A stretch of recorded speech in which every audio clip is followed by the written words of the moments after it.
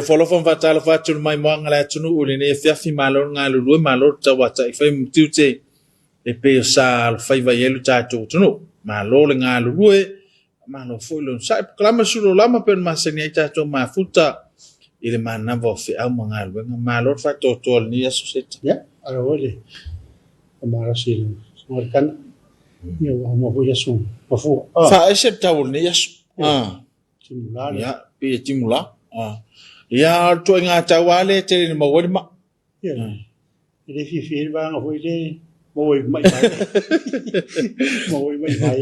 ya ai le ole la wa tanu nu e favor matuti fa malo le tatu tunu ole ale favor le tuti sa e puno ya ile ni yasu ma tuti fa malo atu le ngata sa moni fa malo ne tatu wa inga ubo ma paanga o lo mai mo mai tunu e mau New Zealand Australia America ma so se ta forkilo malo lon sai malo fu fatto tornias ya malo la o sta blama una tofia le tu eso es fatto blama sono tu in o tu fatto sono i fa femminile mo tu fatto malo ne io tato ma tu pensione ma lo man mal e una mal ma per fine io tato tu tos ta mama tina ma tu foi pele fai volta poi io tato fai ya femminile su tato wa tu fa ma tutte ile aso le aso ma lo te lenga tala im to tos to no o la fanga mo ta ma la ya tato ai le ma pi fanga le malo i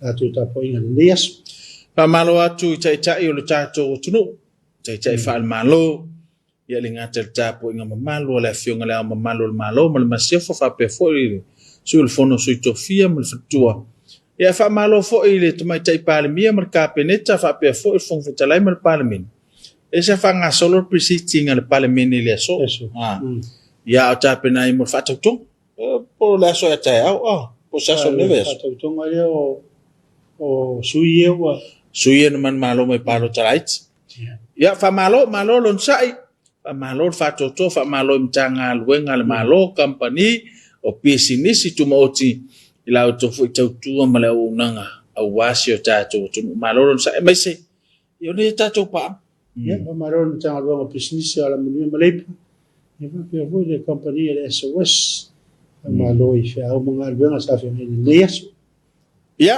elenga telia fa malo atu le sungai le te fono o le kalesia fakasa e yo se fauli le mal fatua e mesol po yo le kalesia la to le sa tala mala tato poklame le Christmas silo wa inga le ponpo le ai fa mo la fia fine le tu la valu ya tato se atu motele sala fai sungai Christmas mal fatua mal po yo le kalesia ve sala le la fa fia tato single Christmas el pokalame Christmas lu ainga pi on fanga solo olela se atu sunga hims ya mai se fa malostino ne fa ya mana ya tato fa fianga awale tato mafta.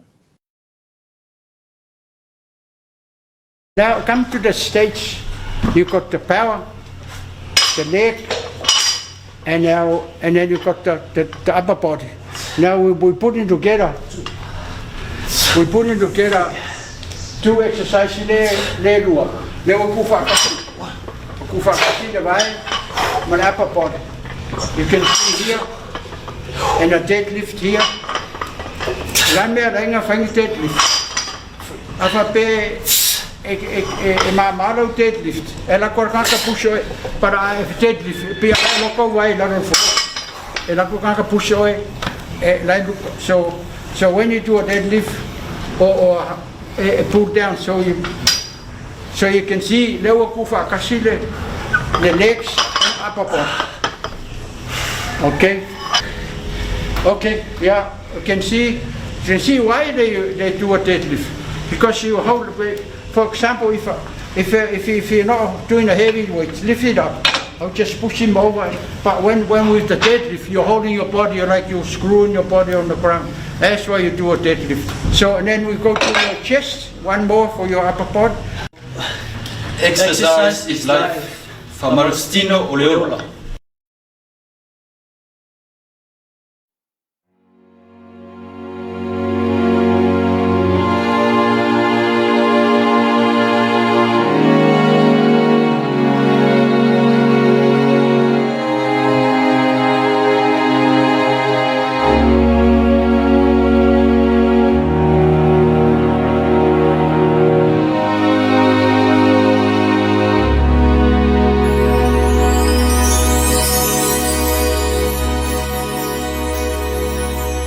Bells will be ringing this sad, sad news.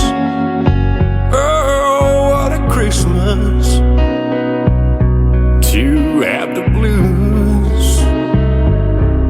My baby's gone, I have no friends to wish me greetings once again.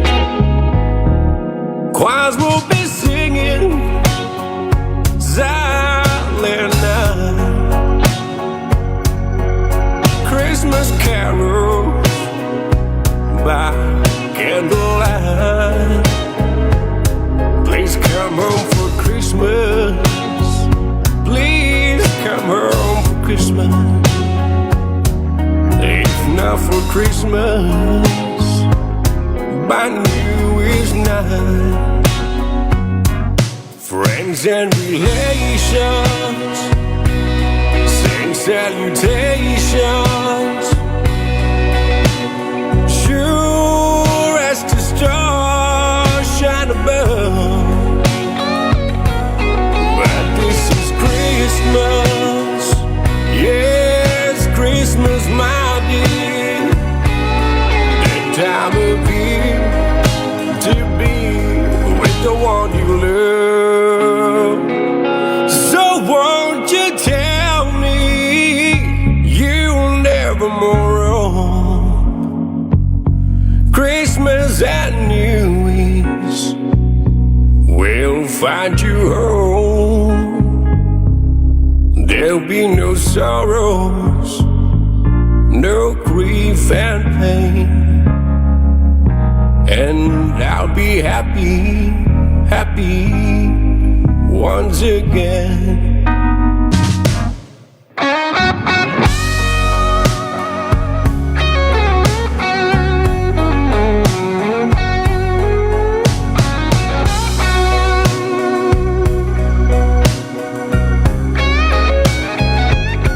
There'll be no more sorrows, no grief and pain, and I'll be happy Christmas once again.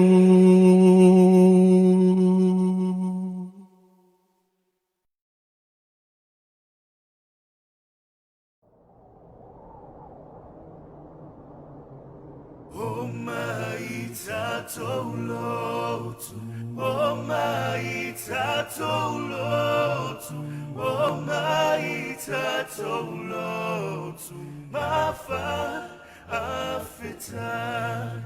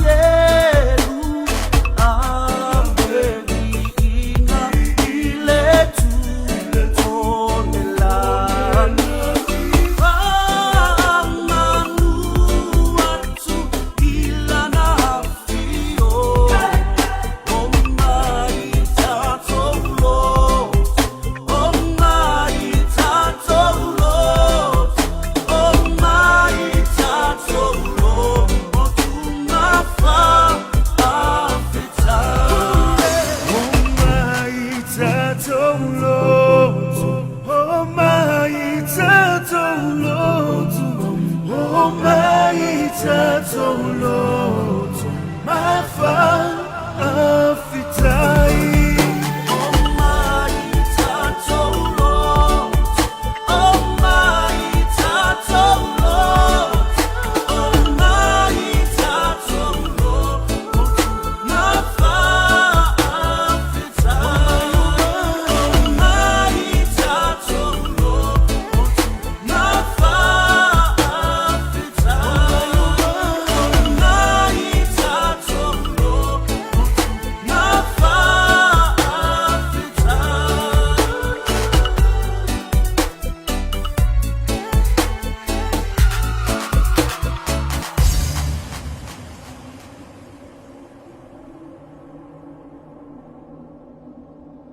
After sunga him small fa malstino. Le lava tatou te ai fa tau o se fu maloloina. O le Palestino leola. Yoi. Yeah. Ia le whamanatu me ari, a me se le vaso ne o songa fuawai. Pio le na tua mai la sa, le sa. Over tausa. Ia teiru ia auto au ia le mo tau sila vai. So fu maroloina li. Ta te loa le tau siolo so fu maloloina i le fa soloina le o fiu lai. Ora se vai jo te loa le pale ni le ola tau sem. Pena tasi le tuna e tua pe e tu malua pe ona fa le tonu au le ia fa tai se ta tai sunga to la fomo fa malostino ia e taua ia wa le tau si or so fo maloloina fa malo atu mtanga luengo so fo maloloina la to fu tau tu mala o nang ele ngata tu pui ia me so tau tuali ma tama tai fo mai to so fo ia italiana i mafatianga o tato tu no lo so fa ia malolo sa Malo in tanga luenga leo. Spiro escuchava luenga leo. Tato vai penga luenga leo. Luenga luenga leo tato luenga luenga arof. Lo su fa jura. Pio le tanga luenga leo so malo loina. Ile ngatala ile pui ngole ama ine vai to. Ya mo yo. Te lo fa brave. Tup la soli tu la fon. La fon yo tu. Tu no mo tanga sinasimo. Apen. Malolo sai fa malo foi ni so tato paanga lango langoina ni so tato pukalame fa malo la tu tua male unanga ia wa fo lo tato tu mesera ia ole lango langoina tato pukalame awale mai moanga lo tato tu no ia mesela vol fa mali ino vita fa fonga alo tape na mai vi ingole tu on pes sing fa le nganga ia wa fo tato tape nanga mo lo tato tapoing.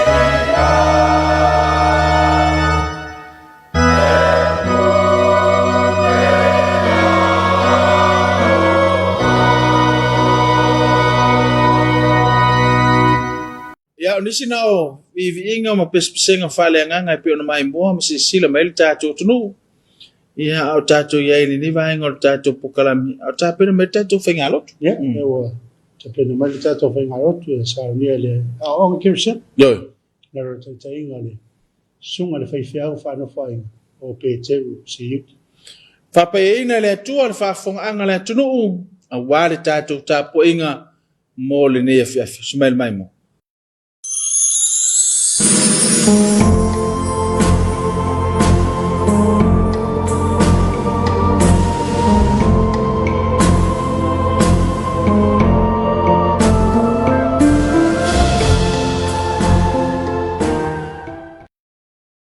o le tātou tāpu i atu i le atu. Mātou te mauti noa i mea siri ona le lei mai ante utou. O mea fo i ua iai le whaanatanga. Wai le a mi o le tonu le atua. Na te le whaangalong lauina la utou ngā duenga ma le alofa. Wa utou whaali mai iai lo na suafa. Wa na utou auna i le aupa ia. I le olo utou auna iai. Tātou tatana. Mātou whanau nau atu i lau fio le antua. E ala i lau ngangai mafuta ina i mātou. O sauni lau utunu. Mau mātou tangata e tāpua i ante o ile ni fiafi. Māla au atua i le nganga, malifa, māulano. Fio mai. Au li tia i mātou. Ne ia mātou langona le ava mali minga o teli. Whāti noa i le tāpua inga i urungu. Ma ia whaasiri sini na aile vi inga o lo lama suafa mamana. O mātou te tālo e ala Yesu. Amen. O le whaitauina o le fiongpa ia le antua. O le tusio au mai le tusi whaitau aso i le nei aso. Mai le whingainga fau. O le tusi le au e peru o le matau pue ono.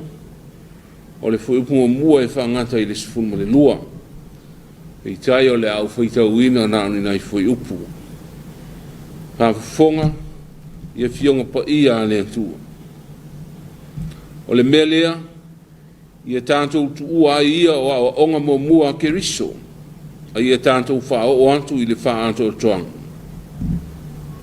A waile ma whaia ia te i lātou, ena mua i wha mala mala maina. Na lātou tofo fo i le mea fua i fuaina mai le langi. Ma o whātofu tofu sia i le anganga pa ia. O e o tofu fo i le upule leia le atua, ma le mana o le ola hatali. Ma o pā u i lātou, i le ma whaia o na toi whafo ina o i lātou, i le i Salamo. Ina o toi whasata roina i lātou lava le alo o le atua. Ma whasino sia, ma whaino sia o ia, i luma o tangata. A wao le ele inu i le ua, e pa uso o iai, ma tutupu ai fua e au ngai ante i lātou, o e ngā lurue iai, o maua le manuia mai le antua. Ha le mea i tutupu mai ai la au tuitui ma anoso, o la fua ina lea, o lata lata fua ina fitu ina, o lona i unga ia susunu ina. A o utou le au pele, e ui lava ina ua wha peo na mātou tautala atu ai, mātou te mauti noa i mea e siri o na lei mai ante utou. O mea fo i wai ai le whaaratanga. O waile a mi o le tonu le antua. Na te le whaangalongalo ina la utou ngā luenga ma le alofa. O utou whaali mai ai lo na suafa. O wana utou au auna i le au pa ia. I le olo utou au auna i ai. Pa manuia mai le antua e la il whaitau. Whaalongolongo i ana whiong pa ia. Ma ia tūmau pēr i ante ia lo na vi inga. Nei maso o mai whāwamau. O le māwhau whaunga whaalea nganga i le suafa mamalu o le antua tōru te sipa ia, le tamā, le alo, ma le nganga kasa. Amen. O le matua māwhau whaunga o whaungaina i ele fu e pesifulu o le tusi na whaitau nei o le au tue whaitau ina. A wae le ami o le tonu le antua. Na te le whaangalongaloina, la au tō ngā luenga ma le alofa. O au tō whaali mai ailo na suafa. A wana au tō au auna i le au pa ia. I le o lo au tō au auna i ai. O le māwhau whaunga mai le tuswhitau aso, o le aso e whapia. E manatua e le antua au ngā luenga. E manatua e le antua au ngā luenga. Le ai se me tasi lana o le la. E le si la fia e le tua. E mai se lava i leo lau au na. Ma le soi fua ngā lue o le tangata. Tā ua fo ele nā o le filosofia. Nā i tō i ina Samoa. Whai mai. Aua le si i matu, si i matu, si i matu. Ai a si i loa matua si i.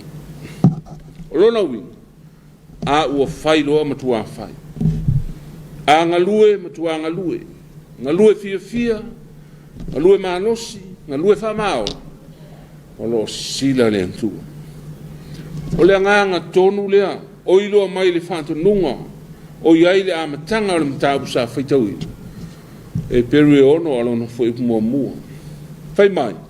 I nā tātou tu ua ia o mea. O awa onga mua mua ke riso. A ia tātou wha o atu. I le wha ato o toanga. O lona wiu. O le ngā luenga. Ua iai lona amatanga. Ai le i ato o toa. E ta tau. O na whao upea, se ia mai ale lei. O awa onga mua mua, o awa onga a mata nā, sa wha vai aine i loa o le tua. E pei o le pāptisonga, o le whantua tua, o lona toi tu, o le wha o le tanga, maisi e teli. E le o le uinga la, o le tu ua o onga mua mua ke riso, o le la fua i pe ave ese, de ai. Le anga o le wha vaelena, e i loa o le ali, e tā ua mo so se tangata e te tonu i ante ia.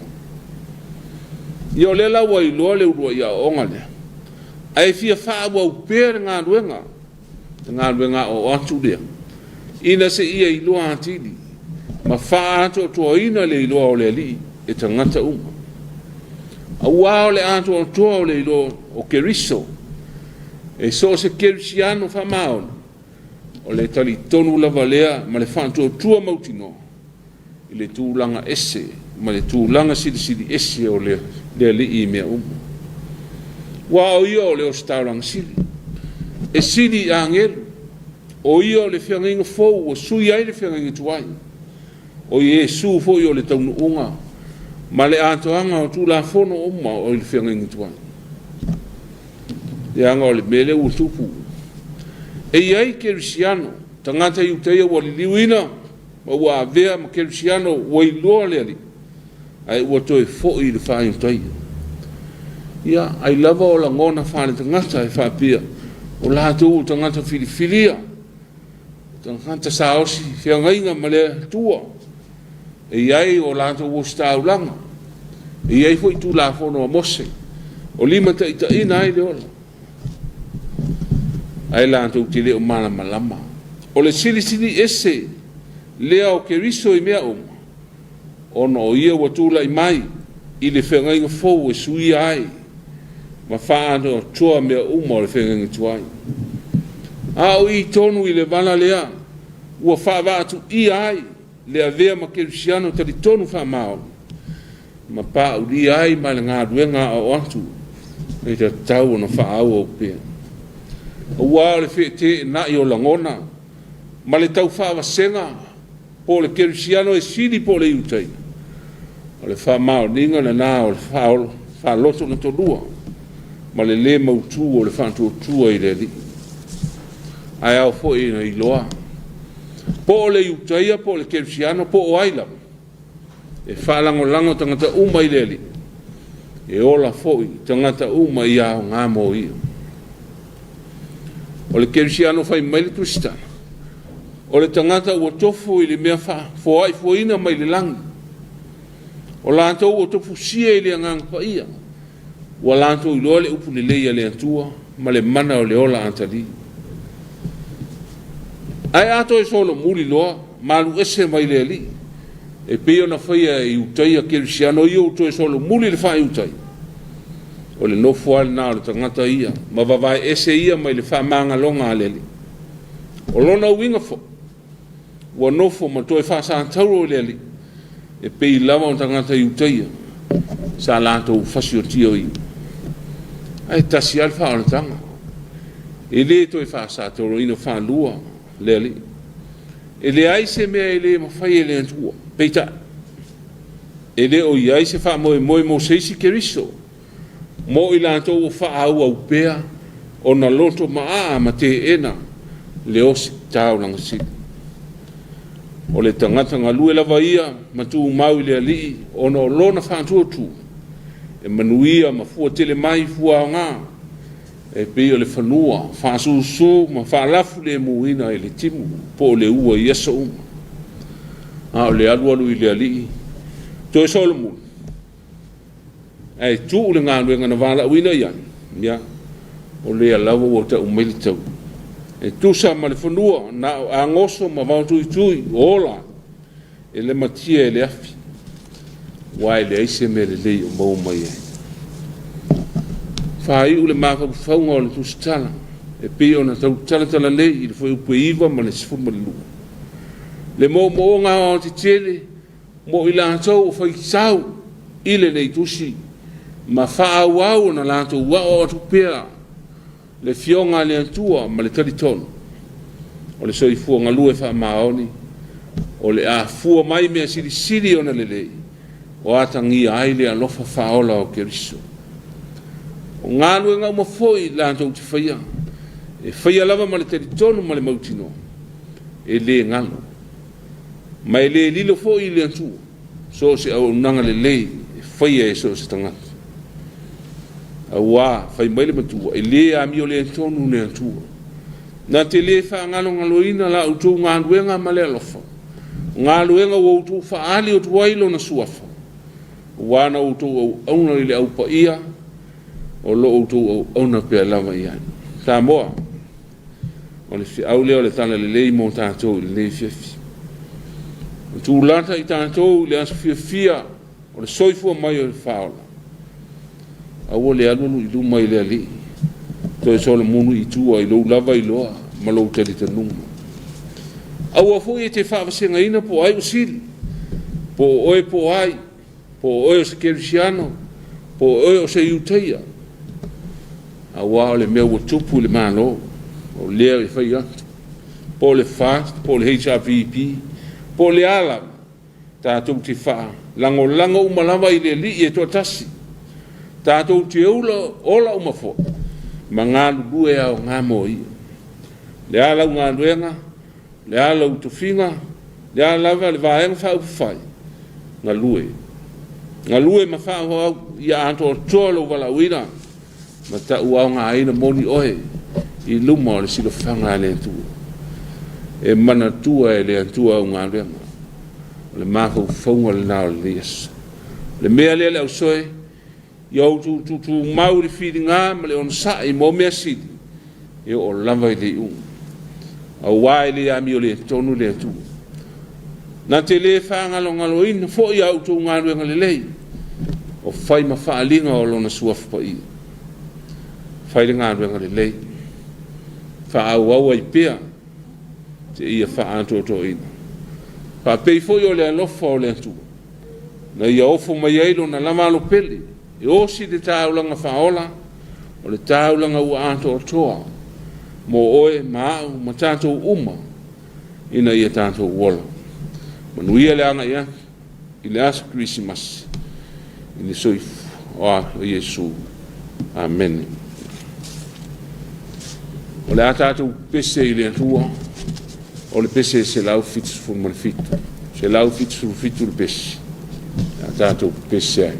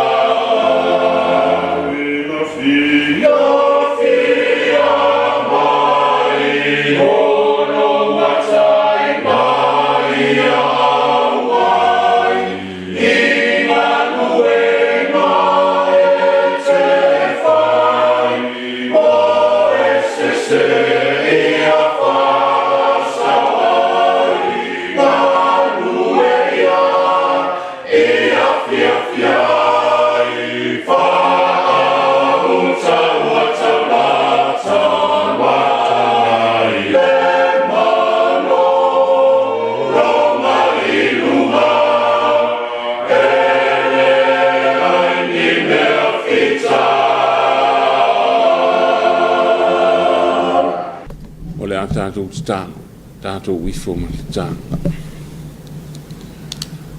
O mātou iai le tau fiafi o le nei aso. O le ulua i aso fo i o whi au o le nei wā aso.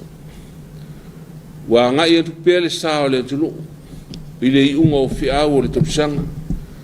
Wha pēr fo i. O tele i na muta o ngā le whanau. Ma le tele o ngā ruenga. O mātou ulanta fo i le whai unga o le tapusanga. Ai le ai lava se whai longa o mātou i loa ai. O taunga mau o e le antua. O oe o le antua e lanta lanta mai. Mātou te vi ia ma whamanuina lo suafa. Wai le eise o mātou mālos. O awanga le leina ta i tai mai ai le malanga a Samoa. Ua ulia ai le toe māsina le lei o le leito sang. O lou alofa na tau si ai tangata uma. Whamanuia ina ai tangata uma. Le whainga mālo, ka le sia, o nu, o ainga. Nai tangata mātutua, io o lava ina i whana. O Samoa fo i malelororangi. E le ai asa o mātou le lei ma se malos.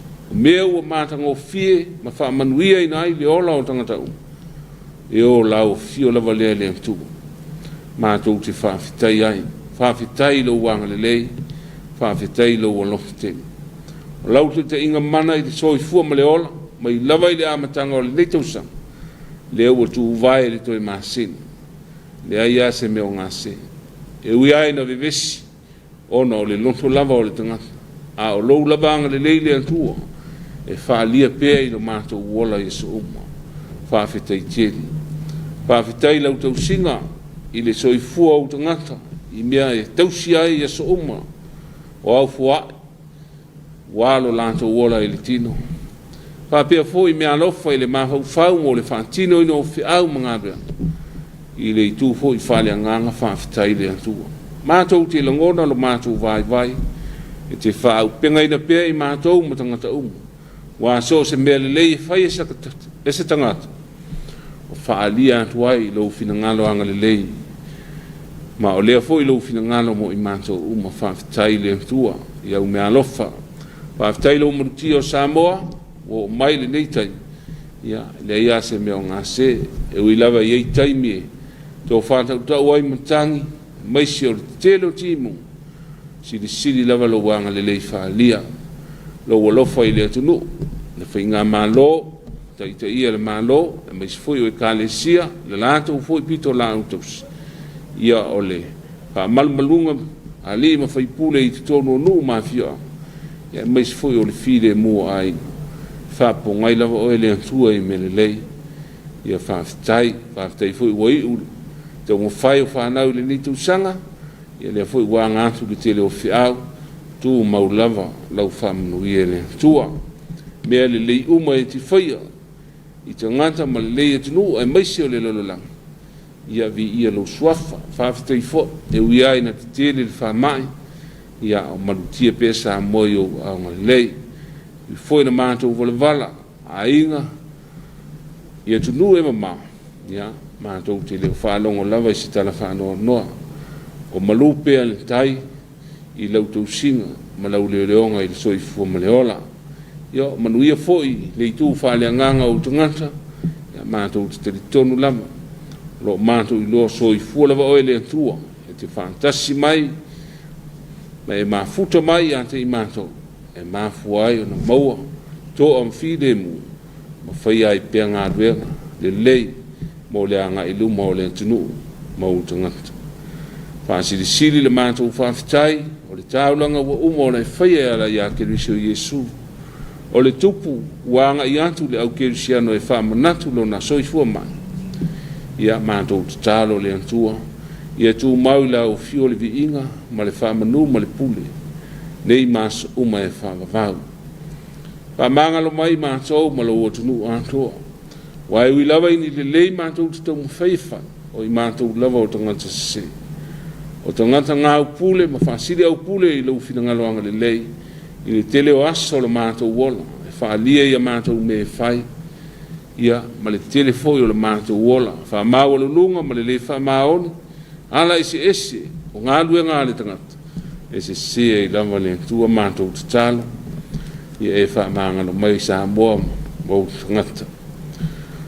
Ia mātou la ngona foi, o i mātou lava o tangata vai, e ma whai e o le mātou la ngona, le salamo whaamaoni, ia mafua mai ai ni mea siri mātou te whaia e vi ia ilo suafu malu.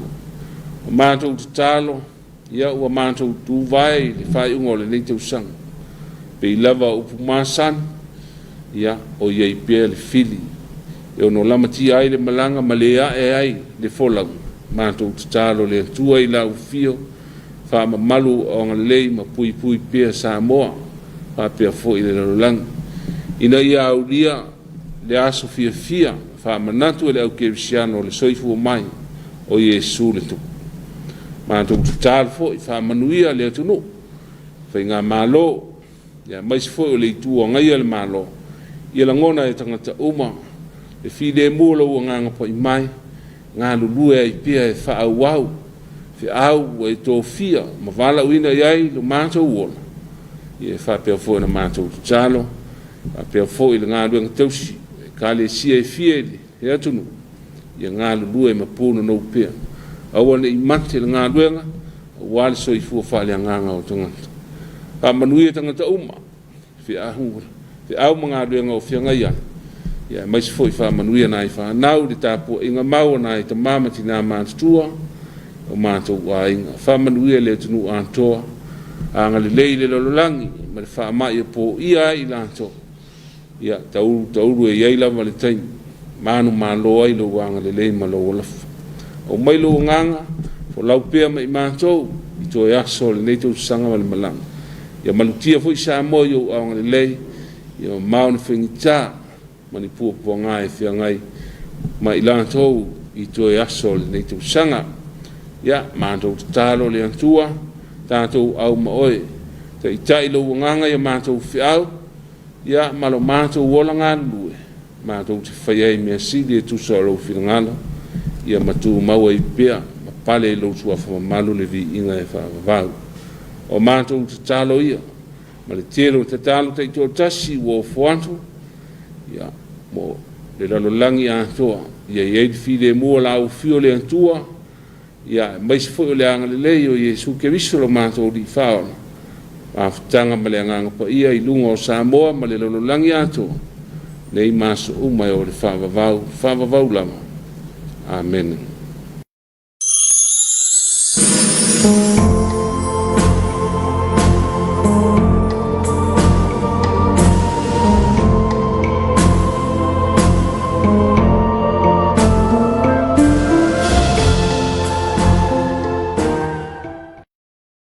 Wa whafonga le rangi le tātou taulang osi ma taulang whaaftai ia e pe ona si tia.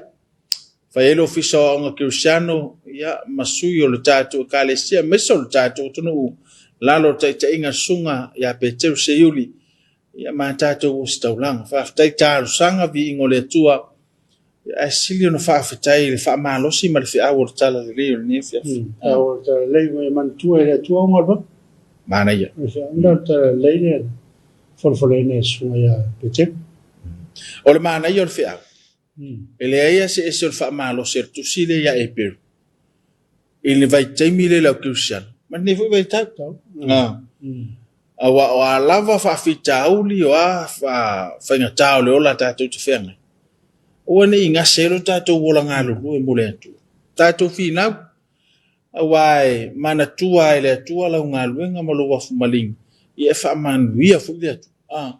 o nga luenga e ki tu sili o na mana tua le tu nga luenga ia le va per tangata le o se longa va ai le tangata to ale nga luenga le o va ai o le na pe si don man tua le tu ma le se foi ai tu o le tau mi o nga luenga tau ne fai o no le vai nga tangata ia po le fefe ia po la lava se a tau o le fa mana to ne fiafi ia ma le talo na veo se fatu e pa u se le tupu mola a wale soifu fa le fatu tua o le tatu tu le tape no fa fi fianga fa le nganga ia tau ama le fa le tala le lei e pe ona tape na ina o le ne fa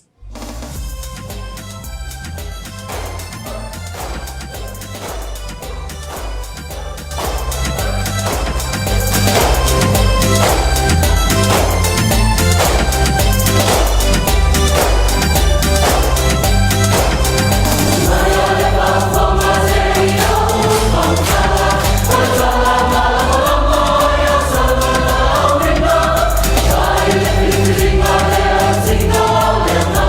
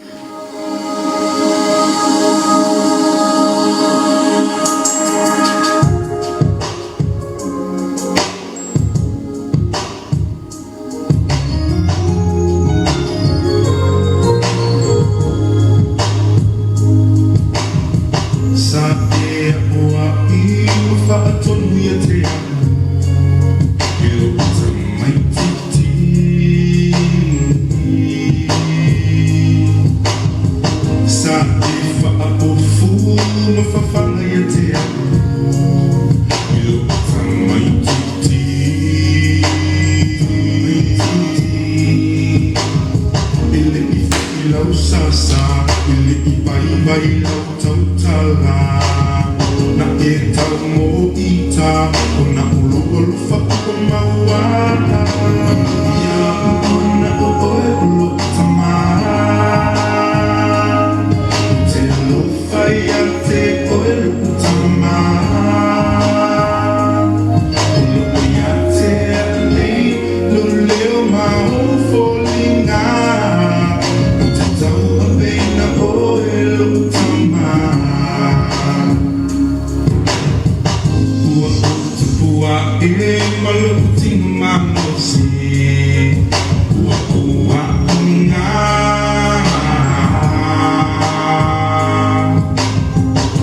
sa e mata i tuina umahu o ua whakao sosunga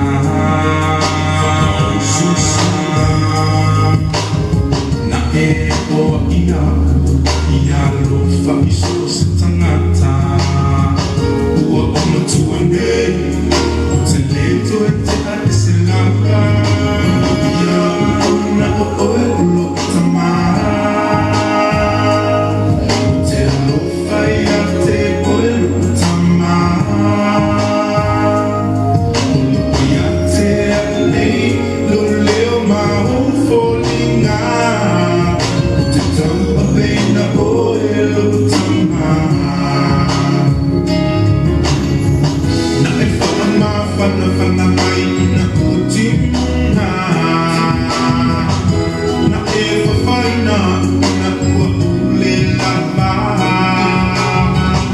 na e whaamoti noa na te penga lala o se whakawhetai whaane lava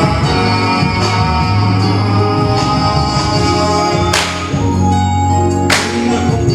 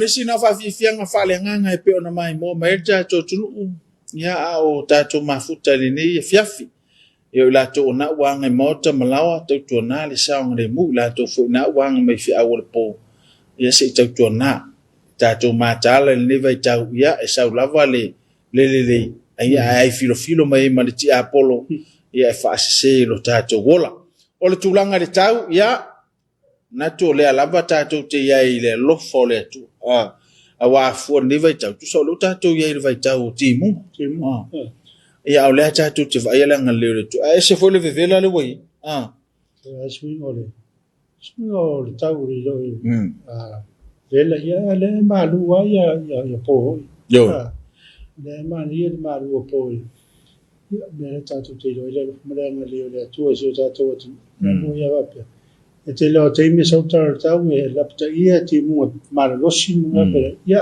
e to le ses ya o to fa dia ngai no ya o le tulang voi le e u foi la le vevelo le aso yo le mo ne so ati mo e fa su ya me so le ni vai tau le o le fa mai tele ainga ya tele foi fi anga la ia la to fa mo mo fa to me so le vai tau ni fa ati no ya family reunion na ya anga o sa fai ya ponise fa mo nga tele ni so ainga lo fa ta te vai tau nei ya ma to fa ta lo fa ai lava ainga lo fa ati no la to fa singa tu langa fa pena ma lo sa mesela ya o vai tau nei le fa nga solo ya fiang o fa ngoto sang ele ngatem tanga luengal malo company o business ya fa pe foi ni so ai ye pe o le interno mo boy o pe o sola pe a malanga i sila mo ya on beri o le va pon sa va ya va le fo nga ya nga sa va i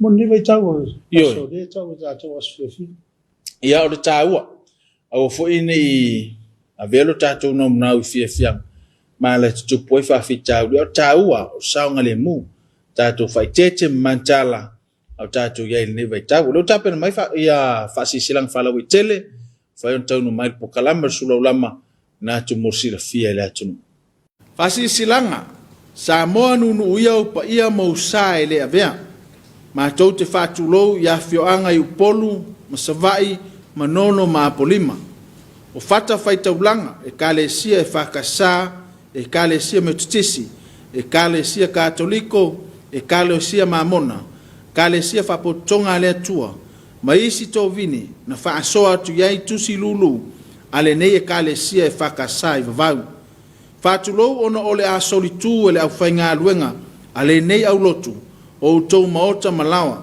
o le fa moe e ao mai tatou tusi lulu a to ai matau po tupe o tusi lulu ona walata mai le aso e se iai le lulu fa fitai sa inia le sunga le fa fengainga ma le mamalu le ulotu e fa kasa i vavau o musanga le maota le ngaruenga e fa kasa fenga e mua na mātou tapui le tampo atu po mātou te le toi tau ilia fo i tula whana i au pa ia Samoa e afo mai le one leu fitio le tui manua se ia pa ia le whawhao tupu ma whala le see o whale upolo to whinga tulau na lava ai mātou te whaasila sila atu ma le nganga whaalolo tele e whapea ua atofa ina nei le aso whareile se fulma le fito te sema luafe luatasi mo le umusanga o le maota o le ngaruenga e whaka sa whenga o le ngaruenga sa tu inatu i le antua malona alofa tu noa le ua mai a tapeneina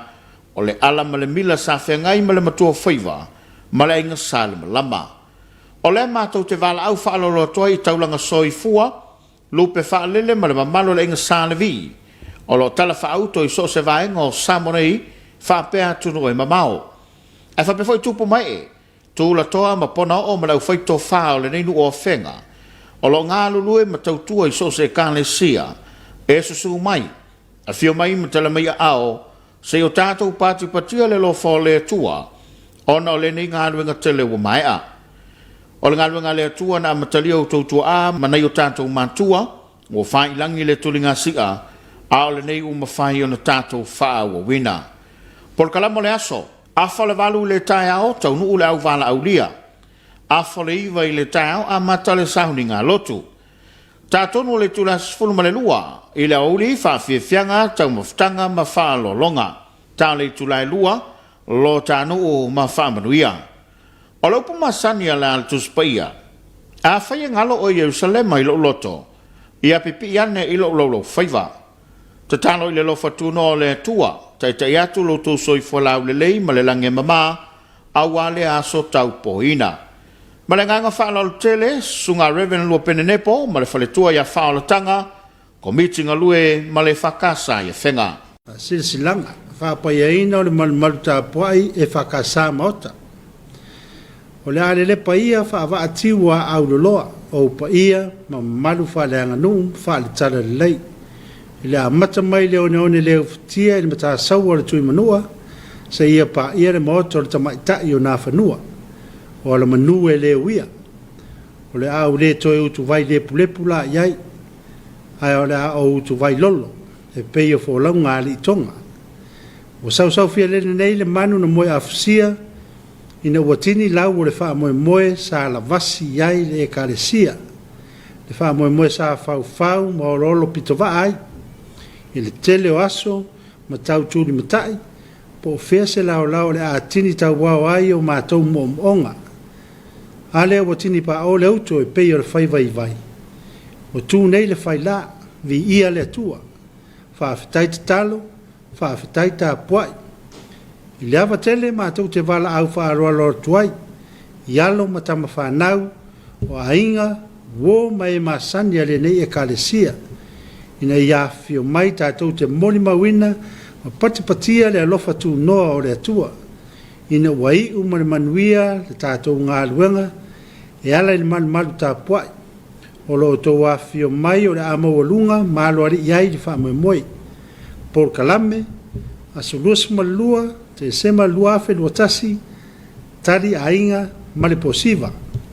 Aso luas matoru, te sema luafe luatasi, ono i le tāiao, anga i le iwa i le tāiao, tā lolo. Iwa i le tāiao, anga i le iwa fasu ma lima le tāiao, wha mawina o ma au. Se furu i le tāiao, sau ninga o le whaapayaina o le malumalu. Sfuru tasi tōru sfuru le tāiao, tau mawhitanga ma whaalualonga. Alofangia e le atua pule au au, e tai atu lo o tō soi fua ma sa mātou wola i le aso o watu poina. Whaia ma le whaalualo tele, Reverend, whare vipe tana male e karesia e whakasa maota. Pasisilanga o le whaalufalenga le kalesia whapotonga Kirsiano Samoa i Meipua. O le ale le paia whaavatiwa au loloa pa ia sautua whafafa o Samoa mauna tua oi. Mai leoneone leo fitia ilu mta saua o le tui manua. E o le maota o le tamaitai o na whanua o ala o manu e le uia. O le au le toi utu vai le pulepu la iai. A o le au utu vai lolo e pei o fōlau ngali tonga. E vala au atu ma le whaalono lama. I tama whanau uma le ni nuu o vai pua. Le paia i lupe whaalele mo le tala le lei. O suafa ma whaila unga. Whale tua matausi sa awao ma tamaitai. Le maa losi whaapea tama mateini. Ai meise o ainga. O wo ma au me mamai. O lea o tu le whaila. Le mongo le atua sa fausia. A wao si ngā taulanga lo tātou no. Le maota tā puai. E talo si ailo o tau whianga iai ma whi au ma ngā luenga. O tō whinga mai le langi. Ai maise le whaano no manu. Mosi o tātou no. Awhi o mai. Susu mai matala au mai. Se i o tātou whaile fia ma patipatia le alofa. O lo tātou tapa au sile o le langi. Maofo i nātu loa la tātou taulanga. Mō lana tala ele lei. E mātango fia lo tātou o waifa atasi. I le mawhana whana o le so toto ma le so loto. Ina ia mūla tātou langa. Mana namu ai i fofonga o le atua. O le pol kalame whaapea. Aso lulu aso se fulu limo te sema. Tali ei a inga. Lua i le afiafi tātou posiva. Aso tofi aso se fulu ono te sema. Tai au ta lolo. O le itu lai se fulu li tai au. Sau ninga o le whaapayanga. Le itu lai se fulu man lua. Tau mawhitanga ma whaalolonga. Le itu lai lua i le afiafi. Lulu a au ma whaatou wha. Wha moe moe la tātou whailuai. Ma mafutai i aso tau poina. I siu malai ma le vaipua. I le pule whaasoi fua le au le kalesia. Ma le whaalo lava. Sainia i whaife au. Ma le whakasai vaipua. Ia ni sina fasi silanga fala witele fa yon tau mai po kalame o le sulu lama. Ia mo ila tau fa manato la tau soifu. Ia manu tele tau soifu. Fa manu ile tua ia mo fo ni stau sanga. Wale soifu fa ngai na so fa am so tute ai fo mo fa no no. Ia ma tau talo ile nga fa ma fan o le tua. E tu ia o ia tua so fa nga tau le. Awalava tatou te loto vai tatou loto tele fai a per fina ngalo le tua ia mna to lo tatou se mete volu tatou pokalam e va mna tu so tatou pokalam ole a bonani nani le a si fiere angale le fakasa vai sal tatou pokalam le Christmas so me wale tenu tawo mo le sculptor lo le sculptor waso le pokalam le fakasa TV ole Christmas o le mana o le vaenga o ia lau faaso e pe fa mafana tatu pokalame le e le o le aso fa mamafa a le fa mo le pokalame ia e te le ao na tafa a le o le toi fo i le ainga o le tau o le nganga o Krisimasi lo ainga le si foi la vai fe lava le tafor ke lo pe o ia le tau tu le fakasa TV o lo ia tama fa na we kalesia a mai momai ia na pe ale o le ni sa mo fa mna tu no Christmas o le sina taua a mai si o le taua wa ye ni se fa mna tu yo ta fa tu lo hopena a taua ne pokala silia le fo ile ainga fa mna tu o le Christmas ia pe na eta pena ngale fa ka sai ve sala le fi finele tu la valo o ne msia le fa fi le ka le se fa ka sai ve sala ia peona tapena ina awalta to proklame a molta to proklame nei ia molenga faftaina ita to pa molenga faftaina le ta abbiamo pesnisia la monima male va per compagnia adesso le lavoro per l'epoca e no inato il chef me chef ia monutelina nisio for fonga to le ni chef faftaina mai manga sa molenga te sa monei fa pe fo tunu mau a fa fu sala sa matungana mangalo tu le fakasa TV tatou tu fe la so tao onu telena le fafi to fa soifu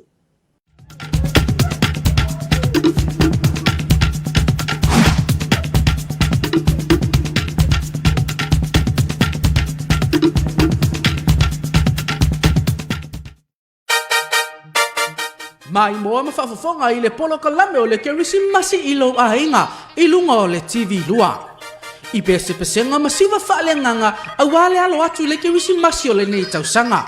Ma o le atatalaina i le aso se fulu malelua ele e whakasa mai lo tofanga. Ma e awina tusa o atu i lunga o lau TV lua awau mai moanga. Aso se fulu male tolu e whakasa mai vaisala i le motu tele i sala fai. Aso se fulu male wha e whakasa ala mangoto. Aso se fulu male lima e whakasa wao tupua i whale halupo i le mea e ngoto i aile la. Aso se fulu male ono e whakasa vailele. Aso se fulu male fitu e whakasa fusi sa fotu la fai.